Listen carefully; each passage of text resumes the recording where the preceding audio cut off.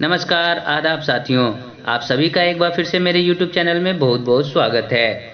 आज के हम इस वीडियो में मिशन कैवल्य के द्वितीय चरण के 2 कोर्सेज में से दूसरा कोर्स प्राथमिक कक्षाओं में बोलने के कौशल से संबंधित कुछ महत्वपूर्ण बातों पर चर्चा करेंगे। उससे पहले अगर आपने मेरे चैनल को अभी तक सब्सक्राइब नहीं किया है तो सब्सक्राइब जरूर करें। साथ ही बेल आइकन को दबाना बिल्कुल ना भूलें ताकि आने वाले हर एक वीडियो का आपको नोटिफिकेशन मिल सके। फेसबुक और इंस्टाग्राम के पेज को लाइक करें, ट्विटर पर हमें फॉलो करें। जैसा कि आप सभी जानते हैं कि 30 जून को लाइव सेशन के दौरान मिशन कैवल्य के द्वितीय चरण के 2 कोर्सेज का शुभारंभ हुआ था, जिसमें पहला कोर्स था गणित के कौशल और दूसरा कोर्स था प्रारंभिक कक्षाओं में बोलने का कौशल। आज के इस वीडियो में हम प्राथमिक कक्षाओं में बोलने के कौशल के कोर्स के बारे में जानेंगे। इस कोर्स में 5 सेक्शंस हैं। पांचों भाग को 1 जुलाई से लेकर 15 जुलाई के बीच में आपको कंप्लीट कर लेना है। इन पांचों भाग में आपको बीच-बीच में क्वेश्चंस आएंगे, उससे भी आपको क्लियर करते चलना है। साथ ही जो भी आपको कंटेंट मिला होगा उसे आपको स्किप बिल्कुल नहीं करना है, क्योंकि अगर आप स्किप करके वीडियोज को देखेंगे तो आपका सारा टाइमिंग मेंशन होते जाएगा और कोर्स कंप्लीट होने के पश्चात आपको सर्टिफिकेट उपलब्ध होने में प्रॉब्लम होगा। आज के इस वीडियो में हम भाग 1 से लेकर 4 के बीच में आने वाले हर एक प्रश्नों को हल करने का प्रयास करेंगे। साथ ही भाग 5 का मैंने प्रश्नोत्तरी है उसका वीडियो मैंने पहले ही बना दिया है। आप उस वीडियो को डिस्क्रिप्शन बॉक्स और आई बटन में जाकर देख सकते हैं। दीक्षा ऐप पर कोर्स करते समय अगर आपको किसी भी तरह का प्रॉब्लम का सामना करना पड़ रहा है तो आप हमारे चैनल पर विजिट कर सकते हैं। साथ ही टेलीग्राम ग्रुप सरकारी स्कूल एक पहल से आप जुड़ सकते हैं। तो चलिए भाग 1 में आए विभिन्न प्रश्नों के उत्तर देने का हम प्रयास करते हैं। पहला प्रश्न है, आपके अनुसार भाषा सीखने में बोलने के कौशल का क्या महत्व है? जो विकल्प आपको सही लगते हैं उस पर क्लिक करके आप अपना जवाब सबमिट करें। बोलने का कौशल ऑप्शन है बच्चों को प्रभावी वक्ता बनाता है, बच्चों को बातचीत में भाग लेने में मदद करता है, बच्चों की अपनी विचारों को साझा करने में मदद करता है। तो इसका जो सही और सटीक आंसर होगा ये तीनों ऑप्शन सही हैं। तीनों ऑप्शन पर क्लिक करके सबमिट बटन पर क्लिक करेंगे और नेक्स्ट स्लाइड की तरफ बढ़ेंगे। उत्तर को सही परिस्थिति की ओर ड्रैग करके अपना जवाब सबमिट करें। 3 परिस्थितियां दी गई हैं, परिस्थिति 1, परिस्थिति 2 और परिस्थिति 3। तो पहली परिस्थिति में बच्चे के घर में अपनी बात कहने का माहौल नहीं है, इसे ड्रैग करके आप लगा देंगे। दूसरी परिस्थिति में बच्चे की घर की भाषा स्कूल की भाषा से अलग है, इसको आप ड्रैग करके वहां सबमिट करेंगे। और तीसरी परिस्थिति में बच्चे को भाषा बोलने में मुश्किल होती है, इसको ड्रैग करके आप लगा देंगे और सबमिट बटन पर क्लिक करके अगले स्लाइड की तरफ बढ़ेंगे। अगला प्रश्न है, क्या आप सोच सकते हैं कि ऐसी स्थिति में जहां लड़कियों को घर में बोलने के लिए हतोत्साहित किया जाता है वहां उन्हें कक्षा में बोलने के लिए कैसे प्रोत्साहित किया जाता है? इसके ऑप्शंस हैं, उन्हें सबके सामने आकर बोलने के लिए कहा जाए, पाठ को पढ़ाते हुए विचार, अनुभव आदि साझा करने के लिए प्रेरित किया जाए, छोटे समूह में बात करने के लिए मौके दिए जाएं, विचारों, प्रस्तुति, प्रतिक्रिया आदि को सराहा जाए। तो इसका जो सही उत्तर होगा ऑप्शन 2, 3 और 4, इस पे आप क्लिक करेंगे क्योंकि यही 3 ऑप्शन है जिसमें लड़कियों को बोलने के लिए प्रोत्साहित किया जाता है। सबमिट बटन पर क्लिक करके आप नेक्स्ट स्लाइड की तरफ बढ़ेंगे। इन बच्चों की स्कूल की भाषा घर की भाषा से अलग है, उन्हें भाषा की कक्षा में बोलने के लिए कैसे प्रेरित किया जा सकता है? इसके ऑप्शंस हैं, स्कूल की भाषा सुनने में सहज और अर्थपूर्ण मौके देकर, केवल स्कूल की भाषा बोलने के लिए प्रोत्साहित करके, अपनी भाषा में बोलने की आज़ादी देकर, ऐसी गतिविधियां करवाकर जिनमें वे अपनी भाषा का भी प्रयोग स्कूल की भाषा के साथ कर सकें। तो इसका जो सही उत्तर होगा ऑप्शन 3 और 4, इन दोनों ऑप्शन पे आप क्लिक करेंगे और सबमिट बटन पर क्लिक करके आप अगले स्लाइड की तरफ बढ़ेंगे। अगला प्रश्न है, कक्षा में तुतलाने या हकलाने वाले बच्चों की मदद बोलने के कौशल को बढ़ाने में कैसे की जाए? इसके ऑप्शंस हैं, उनसे कम सवाल पूछकर, बच्चों को उनकी बात कहने के लिए समय देकर, बाकी बच्चों में तुतलाने या हकलाने को लेकर संवेदनशीलता बढ़ाकर, बच्चों के बोलने या उनकी बात बीच में ना काटकर। तो इसका जो सही उत्तर होगा ऑप्शन 2, 3 और 4। इन तीनों पे आप क्लिक करेंगे और सबमिट बटन पर क्लिक करके नेक्स्ट स्लाइड की तरफ बढ़ेंगे। अगला प्रश्न है, जो कथन आपको जिस बच्चे के लिए उपयुक्त लगता है उस कथन को उस बच्चे के नीचे ड्रैग करें। सभी कथनों को ड्रैग कर लेने के बाद सबमिट बटन दबाएं। राजू के लिए जो कथन सबसे उपयुक्त है वो है, बेहतर शब्दों का चुनाव की कोशिश, भाषा की शुद्धता पर अधिक ध्यान। मिनी के लिए जो कथन सही है, बोलने में आत्मविश्वास था, अपनी बात साथियों तक पहुंचाने पर अधिक ध्यान देती थी। इस तरह से आप दोनों ऑप्शंस को ड्रैग करके उन दोनों के सामने लगा देंगे। उसके बाद सबमिट बटन पर क्लिक करके अगली स्लाइड की तरफ बढ़ेंगे। अगला प्रश्न है, मिनी और राजू में से किसकी बात में आपको बेहतर परवाह लगा? ऑप्शंस हैं राजू और मिनी। तो इसका जो सही उत्तर होगा वो होगा मिनी। अगला प्रश्न है, किसकी अध्यापिका का अधिक ध्यान शुद्धता पर था? ऑप्शन है राजू और मिनी। तो इसका जो सही उत्तर होगा राजू की। राजू पर क्लिक करके आप सबमिट बटन पर क्लिक करेंगे और अगले स्लाइड की तरफ बढ़ेंगे। अगला प्रश्न है, शिक्षक का बच्चों को बोलते हुए टोकने का उन पर क्या प्रभाव हो सकता है? ऑप्शंस हैं, बच्चे कक्षा में मजाक के पात्र बन सकते हैं, बच्चे ढंग से बोलना सीखेंगे, बच्चों का आत्मविश्वास कम हो सकता है, बच्चे अगली बार बोलने में हिचकिचाहट महसूस कर सकते हैं, बच्चों का बोलते हुए प्रवाह टूट जाएगा। तो इसका जो सही और सटीक उत्तर होगा वो है पहला, तीसरा, चौथा और पांचवा। इन सभी ऑप्शंस पे आप क्लिक करेंगे। क्लिक करने के बाद सबमिट बटन पर क्लिक करके अगले स्लाइड की तरफ बढ़ेंगे। अगला प्रश्न है, बच्चों का बोलते हुए आत्मविश्वास बढ़ाने के लिए शिक्षक क्या कर सकते हैं? ऑप्शंस हैं, बच्चों को यह एहसास करवाना कि बोलते हुए गलती करना ठीक है, शिक्षक बच्चों की बात को सम्मान दे, न कि उनमें गलतियां ढूंढे, बच्चों की साझा की गई बातों को कक्षा में स्वीकृति मिले। कुछ इस तरह के विषयों पर बात की जाए जिनमें बच्चों को अपने विचार, अनुभव आदि साझा करने में मौका मिले।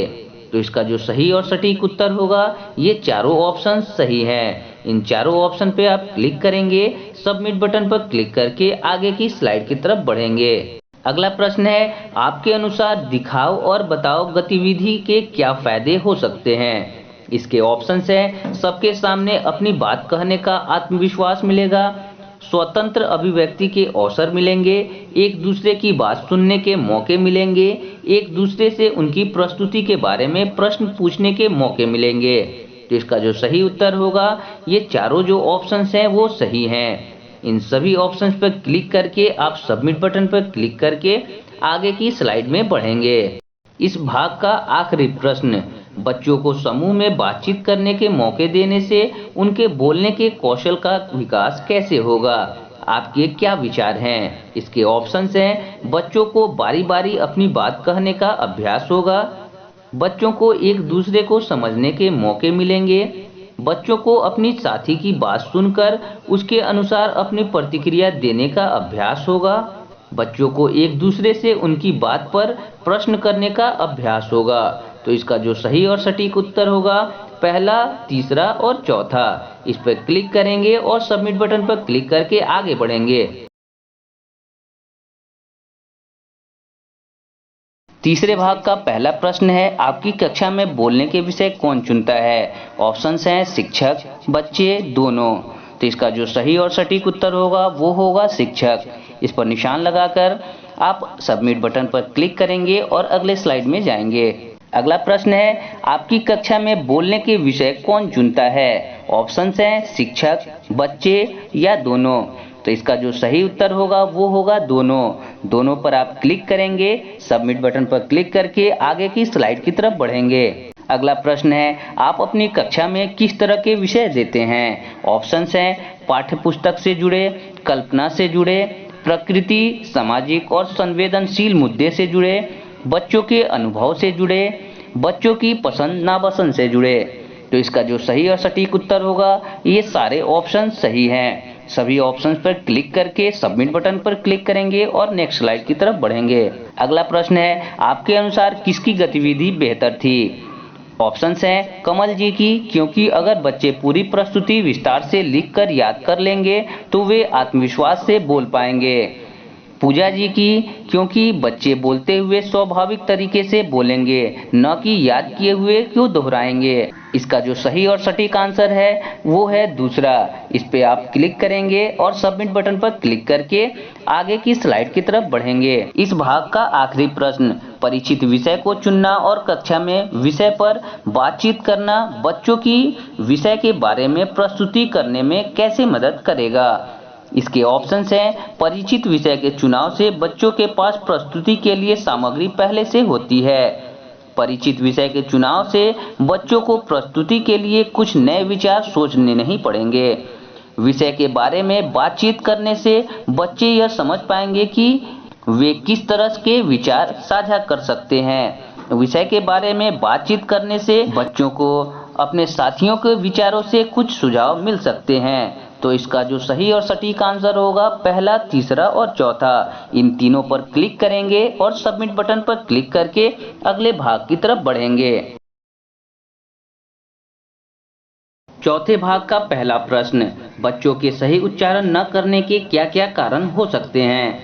ऑप्शन है, शिक्षक का अशुद्ध उच्चारण करना, जल्दी जल्दी में उच्चारण गलत कर देना, घर परिवार के लोगों का मानक भाषा से अलग उच्चारण करना, कक्षा की भाषा का घर की भाषा से अलग होना, सीमित शारीरिक क्षमताएं जैसे टूटे हुए दांत। इसका जो सही और सटीक आंसर होगा, ये सभी ऑप्शन सही हैं। इन सभी पर आप क्लिक करेंगे और सबमिट बटन पर क्लिक करके अगले स्लाइड की तरफ बढ़ेंगे। अगला प्रश्न है, आप खुद ही सोचिए, उच्चारण की गलतियों के कारणों को समझने से क्या होगा? ऑप्शंस हैं, हम ये समझ पाएंगे कि उच्चारण की कौन सी गलतियों को ठीक करना चाहिए।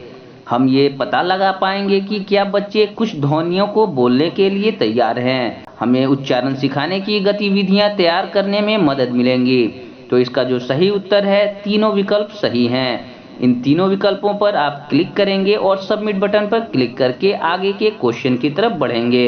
अगला प्रश्न है, प्राथमिक कक्षाओं के बच्चों को ठीक उच्चारण सिखाने के लिए क्या क्या करना सही रहेगा? ऑप्शंस हैं, बच्चे की बात को सही उच्चारण के साथ दोबारा कहना, बच्चे को बोलते हुए रोककर उन्हें उच्चारण को सही करना, बच्चे के उच्चारण की गलतियों को नजरअंदाज करना, बच्चों को सही उच्चारण सुनने के मौके देना, सही उच्चारण सीखने के लिए कुछ गतिविधियां और खेल करवाना।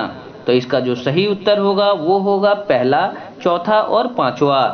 इन तीनों विकल्प पर आप क्लिक करेंगे। क्लिक करने के बाद सबमिट बटन पर आप क्लिक करके अगले क्वेश्चन की तरफ जाएंगे।